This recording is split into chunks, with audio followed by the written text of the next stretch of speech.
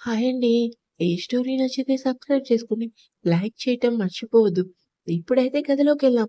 ఆమె ఎందుకు వచ్చిందో అర్థం కాక, ఏంటి మిమ్మల్ని ఒకటి అడగనా? ఏంటి నేను ఎలాంటిదాన్నో మీకు తెలీదా? అంటే నా ముఖం చూస్తే మీకు అర్థమవుతుంది కదా! నేను తిరిగేదాన్నో కాదో అని. అందుకే అడిగాను. వెళ్తాను రామ్ గారు అంటూ సీత బాధగా లోపలికెళ్తుంటే రామ్ అలానే చూస్తూ ఉండిపోయాడు. సీత సీత నువ్వేం తెలియని అమాయకురాలివి అనుకుని రామ్ కోపంగా కారెక్కి శౌర్యకి ఫోన్ చేశాడు. హలో చెప్పరా అంటాడు శౌర్య. షూటింగ్‌కి వస్తున్నాను. అతని గొంతులో విసుగు వచ్చేసింది. రామ్ ఏమైంది? షూటింగ్ ఉందా లేదా? నువ్వే కదరా క్యాన్సిల్ చేసి సీత దగ్గర ఉన్నానని చెప్పావు. నువ్వు చెప్పగానే నేను కూడా డైరెక్టర్‌కి ఫోన్ చేసి షూటింగ్ క్యాన్సిల్ చేశానురా. సరే. ఉంటాను. ఏమైంది? ఎప్పుడు తనతో గొడవ పడటమేనా? ఆఫీస్‌కి రా ముందు అని శౌర్య అనగానే రామ్ కోపంగా ఫోన్ కట్ చేసి కార్‌ని వేగంగా ఆఫీస్‌కి పోనిచ్చాడు. పెద్ద పెద్ద అడుగులతో లోపలికొస్తున్న రామ్‌ని చూసి అందరూ లేచి విష్ చేశారు. అతని ముఖం చూడగానే అర్థమైంది. అతని మూడ్ బాలేదని. రామ్ ముఖం చూసిన మేనేజర్ కూడా భయపడి అతన్ని కదిలించలేదు. నేరుగా తన ఛాంబర్‌కొచ్చి చైర్‌లో కూర్చొని సీటు వెనక్కి వాలి కళ్ళు మూసుకున్నాడు. తీసుకో అంటూ తన చేతికి సిగరెట్ ఇచ్చాడు శౌర్య. కామ్‌గా మాట్లాడకుండా దమ్ములాగి పైకి లేచి గ్లాస్ డోర్ ఆనుకొని సిగరెట్ కాల్చుతూ సిటీని చూశాడు. ఏం ఆలోచిస్తున్నావు? ఎంతో ప్రశాంతంగా అడిగాడు శౌర్య. సీత కోసం. ఎందుకు? ఒక్కసారిగా సిగరెట్ కింద పడేసి నాకు సీత గురించి పూర్తిగా తెలుసు. శౌర్య వాళ్ళ మామయ్య సీత అనుకునేంత మంచివాడు కాదు. అసలు నువ్వు ఏం చెప్పాలని అనుకుంటున్నావు? సీతకి మంచి జీవితం ఇవ్వాలని. రేయ్! ఏం మాట్లాడుతున్నావు? అవును అంటూ తన సీత కోసం తెలుసుకున్న నిజాలన్నీ రామ్ శౌర్యకి చెప్పగానే అంతా విన్న శౌర్య షాక్‌గా చూశాడు. ఏంట్రా నువ్వు చెప్పేది? అవును. కానీ ఇవన్నీ నీకెలా తెలుసు? ఎప్పుడు తెలుసుకున్నావు? రామ్ తలుచుకుంటే ఏదైనా చేయగలడు. అన్ని నిజాలు బయటపెట్టి సీతకి ఒక మంచి జీవితం ఇచ్చి నేను తన విషయంలో చేసిన తప్పుని సరిదిద్దుకుంటే చాలు. అంటే మనసుకి ఏదనిపిస్తే అదే చేస్తాను. నువ్వెవరికీ ఎప్పుడూ అర్థం కావురా! నేనేంటన్నది నాకే అర్థం కాదు కానీ, నువ్వొక విషయం తెలుసుకోవాలి. ఏంటి? నా పుట్టుక కోసం రామ్ అంటూ శౌర్య కోపంగా అరవగానే, నాకు తెలుసుకోవాలనుందిరా. నన్ను కన్నతల్లి ఎవరా అని. ప్లీజ్ ఈ ఒక్క విషయంలో మాత్రం నాకు హెల్ప్ చెయ్యి. అదేంట్రా అలా అంటావు? నేను చేయని ప్రయత్నం అంటూ లేదు.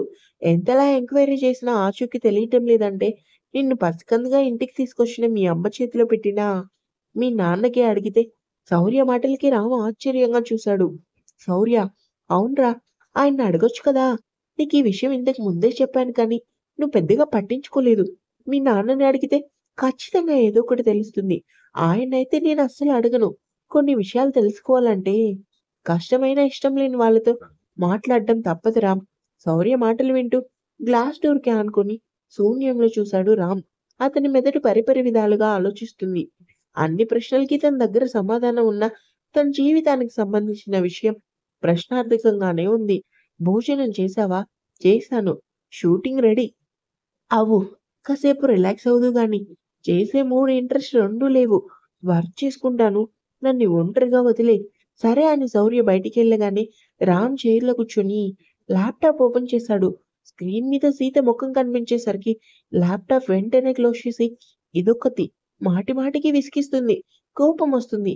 సీత నీ మీదే ఎందుకు నన్ను మోసం చేసిన వాళ్ళని ప్రాణంగా నమ్ముతున్నావు. ఒకవేళ నేను చెప్పినా నువ్వు వినవు. అంత గుడ్డిగా నమ్ముతున్నావు.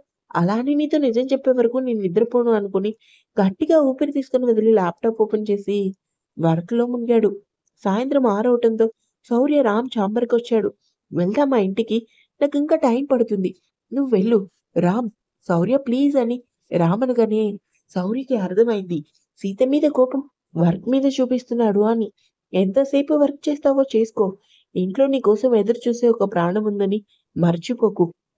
నేను వెళ్తున్నాను. బాయ్ అని శౌర్య వెళ్ళగానే రామ్ సీతను తలుచుకొని వెంటనే ల్యాప్‌టాప్ క్లోజ్ చేసి కారు కీస్ తీసుకున్నాడు. ఏమైందే? వచ్చిన దగ్గర నుంచి ఒక్క మాటైనా మాట్లాడడం లేదు. ఏం లేదు నవ్య కొంచెం తలనొప్పిగా ఉంది. ఇప్పటికే చాలా లేట్ అయింది. నువ్వు వెళ్ళవే ఇంటికి. ఎంత టైం అయినా రామ్ ఏంటి ఇంకా రాలేదు? ఆయన వచ్చేసరికి లేట్ అవుతుంది. లేట్ అవుతుందని నీకు చెప్పాడా? ఆయన చెప్పకపోయినా నాకు తెలుసు కానీ నువ్వు వెళ్ళవే. వెళ్తాను రామ్ రాగానే. నవ్య, ఈ ఏరియా అంతా మంచిది కాదని నీకు తెలుసు. ఎలా ఒంటరిగా వదిలేయగలను? అయినా నిన్ను కాదు. నిన్నిలా గాలికి వదిలేసినా ఈ రామ్‌ని అనాలి. వదిలేయవే. నువ్వు నేనేం మాట్లాడుకున్నా వాడికి అన్నీ తెలిసిపోతాయి. అది నిజమే. కెమెరా ఒకటి పెట్టాడు కదా! ఆయన ముందు రామ్‌ని కాదు నిన్ననాలి. అంతలా నీ విషయంలో టార్చర్ చూపిస్తున్నా ఎందుకే మౌనంగా ఉంటున్నావు? చెడామడా చీవాట్లు పెట్టి దులిపేయటం మానేసి, నవ్య, ఆయన అంటున్న మాటలకి నాకెంతగా కోపమొస్తుందంటే, చాచిపెట్టి కొట్టాలన్నంత కోపమొస్తుంది కానీ, ఆయనలో ఇప్పుడిప్పుడే మార్పొస్తుంది. ఏంటి? మార్పు చీటికి మాటికి నిన్ను అవమానించటమా? కాదే. రామ్ నా కోసం ఆలోచించడం. సీత మాటలకి నవ్వి షాక్‌గా చూసింది. సీత! అవును. నిజం. నా గురించి అతను ఆలోచించడం మొదలుపెట్టాడు. నా మాటని ఖచ్చితంగా వింటాడు. అంటే రామ్‌కి అన్ని నిజాలు తెలియాలంటే ముందు రామ్ గారు నన్ను నమ్మాలి. ఇప్పుడే అదే జరుగుతుంది. నా కోసం ఆలోచించడం మొదలుపెట్టిన మనిషి ఏదో ఒక రోజు నమ్మకుండా ఉంటాడా? ఉఫ్! తలంతా తిరుగుతుందే నాకు. నువ్వు లవ్ చేస్తుంది రామ్‌నా? అదీనా? ఏంటి ఆ పిచ్చి ప్రశ్న పిచ్చిగాన్ని పట్టిందా? నా మనసులో ఎవరుంటారో నీకు తెలీదా? అబ్బా! నీ మాటలు చూస్తుంటే నాకు అలానే అనిపిస్తుంది. రామ్ నీ కోసం ఆలోచించటమేంటి? అతను నిన్ను అంతలా అవమానించినా నువ్వు కామ్‌గా ఉండటమేంటో నాకు పిచ్చి లేస్తుంది అంటుంది నవ్య. ఏం చేయాలన్నది నాకు క్లారిటీ ఉంది. కానీ ముందు నువ్వు ఇంటికి వెళ్ళు. రామ్ రాగానే వెళ్ళిపోతానని నవ్య అనగానే బెంచాన్ సీత ఎదురుగా ఆగేసరికి నవ్యకి అర్థమైంది రామొచ్చాడని. సరే జాగ్రత్త. నేను వెళ్తున్నానా అని నవ్య వస్తున్న ఆటోనాపి బయలుదేరగానే సీత కారెక్కింది. రామ్ కామ్‌గా కార్ స్టార్ట్ చేశాడు. ఇద్దరి మధ్యన మౌనం. ఎంత భయంకరంగా ఉంది అంటే రామ్‌కి చాలా చిరాకొచ్చింది. మధ్యాహ్నం సీతతో మాట్లాడిన మాటలు తలుచుకోగానే తన మీద తనకే విపరీతమైన కోపమొచ్చేసి కార్ స్పీడ్ పెంచి సీతను చూశాడు.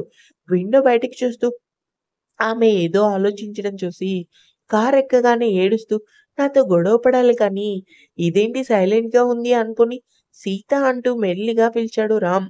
కానీ సీత ఏం మాట్లాడలేదు. సీత మరోసారి గట్టిగా పిలిచాడు. అలా 10 సార్లు పిలిచిన సీత పలక్కపోయేసరికి రామ్ ఇంకా ఆమెను కదిలించలేదు. ఆమె మాట్లాడదని పూర్తిగా అర్థమైంది. కాసేపటికి కారు ఇంటి ముందు ఆగటంతో సీత, రామ్ ఇద్దరూ కారు దిగి లోపలికొచ్చారు.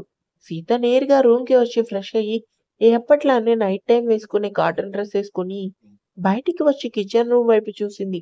విమల ఉండటంతో సీత వెనక్కి వస్తుంటే, "ఏమైంది తల్లి? కిచెన్ రూమ్ దగ్గరికెళ్ళి వెనక్కి వచ్చేసావు? లోపల అత్తయ్య ఉన్నారు మావయ్య. అయితే నువ్వెందుకు వెనక్కి రావటం? అది నీకు కనిపిస్తే అత్తయ్య గారు కోప్పడతారని. మళ్ళీ ఇద్దరికీ గొడవ అవుతుందని. నువ్వు గొడవ మనిషివి కాదని నాకు తెలుసు. వెళ్ళి నీకేం కావాలో వండుకో. ఆయనకి కాఫీ పెట్టాలి మామయ్య. వెళ్ళి పెట్టుకోమా. దానికెందుకు వెనక్కి వచ్చేయటం? నీ అత్తయ్యకి ఎంత హక్కుదల ఉందో నీకు కూడా అంతే హక్కుదల ఉంది. వెళ్ళి వాడికి కాఫీ పెట్టు. సరే మామయ్య అని సీత కిచెన్ రూమ్‌కి వెళ్తుంటే, ఆగు సీత అంటూ ముందుకొచ్చాడు రామ్. ఎక్కడికి? నీకు కాఫీ పెట్టడానికి. ముక్తసరిగా సమాధానమిచ్చింది సీత. ఎవరి మాటలు విని నువ్వు మళ్ళీ వెనక్కి వెళ్తున్నావు? నా మాటలు వినే వెళ్తుంది. ఇప్పుడేమైందని? ఎవరి మాటలు విని నువ్వు కిచెన్ రూమ్‌కి వెళ్లి కాఫీ పెట్టాల్సిన అవసరం లేదు. నువ్వు మాట్లాడితే ఏదో డైరెక్ట్‌గా నాతో మాట్లాడని విశ్వగారు కోపంగా అనగానే, రామ్ విశ్వగారి వైపు చూసి, సీతకి లేనిపోని మాటలు నూరిపోయకండి నాన్న. హక్కుతల నీకీ ఇంట్లో స్థానం ఉంది. అది ఇది అని లేనిపోనివి చెప్పి, నా భార్య మనసు మార్చకండి. మీరు ముందులో చూపించే ప్రేమ చివరి వరకు చూపించరని మా ఆవిడకి తెలీదు కదా! రామ్ మాటలకి విశ్వగారు బాధగా చూశారు. ఏంట్రా అలా మాట్లాడుతున్నావు? నేను ఎలా మాట్లాడుతున్నాను నాన్న? ఉన్న మాటే కదా అన్నాను. నేనన్న మాటల్లో తప్పేముంది? రామ్‌కి మాటల్లో వందన తీరు కనిపించేసరికి విశ్వగారికి పట్టరాని కోపమొచ్చింది. నువ్వు మీ అమ్మలాగే మూర్ఖంగా ప్రవర్తించి అన్నీ దూరం చేసుకుంటావు. నచ్చచెప్పాలని చూసిన నువ్వు మీ అమ్మలానే నా చావు నేను చస్తాను అంటావు కానీ ఎదుటి వాళ్ళు చెప్పింది అర్థం చేసుకోరు. నీ ఇష్టం వచ్చినట్టు ఉండు. మనిషి ఎందుకు చెప్తున్నాడో, దగ్గరవ్వాలని ఎందుకు చూస్తున్నాడో అర్థం చేసుకోవు. చీటికి మాటికి దూరం పెట్టాలన్న పంతం తప్ప ఏమీ తెలీదు నీకు. అయినా నిన్ను కాదు, ముందు అంటూ విశ్వగారు మధ్యలో తన మాటల్ని ఆపేసి ఏం మాట్లాడారో గుర్తురాగానే కోపంగా తన రూమ్‌కి వెళ్లారు. సీత భయంగా రామ్‌ని చూసింది. రామ్ అయితే తండ్రి వెళ్ళిన వైపే చూస్తూ ఉండిపోయాడు. రాంగారు ఆమె మాటలు పూర్తి కాకుండానే సీత నాన్న ఏమన్నారిప్పుడు? మీరు మా అమ్మయ్య మాటలకి బాధపడకండి. పిచ్చిదానా నేను అడిగింది చెప్పు. నాన్న ఏమన్నారు? అమ్మ అంటూ ఏదో అన్నారు కదా! ఏంటది? నీకు మీ అమ్మ బుద్ధిలే వచ్చాయి. ఎప్పుడూ అందరిని దూరం పెట్టి మూర్ఖంగా ప్రవర్తిస్తావని. ఇంకా చాలా మాటలన్నారు. ఇప్పుడేమైంది రాంగారు? మీకు అర్థం కావటం లేదా? మా అమ్మ ఎవరో మా నాన్నకి తెలుసు. కదా! అందుకే ఆయన అలా అన్నారు. అవునా? రామ్ మాటలకి సీత షాక్‌గా చూసింది. కిచెన్ రూమ్‌లో ఉన్న ఈ మాటలన్నీ విని షాక్‌గా బయటికొచ్చింది. దేవుడా! ఇప్పుడేం జరుగుతుంది? ఈ రామ్ వెళ్లి వందన కోసం ఆయన్ని అడుగుతారా? చూస్తుంటే నాకెందుకో అన్నీ తేడా కొడుతున్నాయి. ముందు నేను అర్జెంట్‌గా ప్రసాద్ అన్నయ్య దగ్గరికెళ్ళాలి. లేదంటే ఇంట్లో చాలా మార్పులొచ్చేలా ఉన్నాయనుకుని విమల కోపంగా రామ్‌ని చూసింది. ఏంటి రంగారు? ఏం లేదు.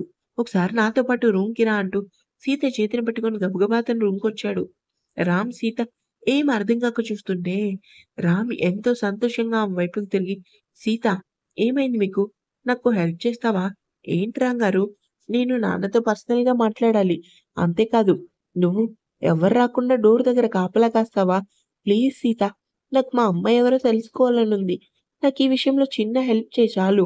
మీ నాన్నతో మీరు మాట్లాడితే, నేను కాపలా కాయటం దేనికి? నీకు తెలీదు సీత. నేను నాన్నతో క్లోజ్‌గా ఉండటం తాతయ్యకి, అమ్మకి అస్సలు నచ్చదు. అందుకే ఆయనకి దూరంగా ఉంటున్నా. ఇప్పుడు కూడా మాట్లాడిన విమల అమ్మ మధ్యలో వచ్చేస్తుంది.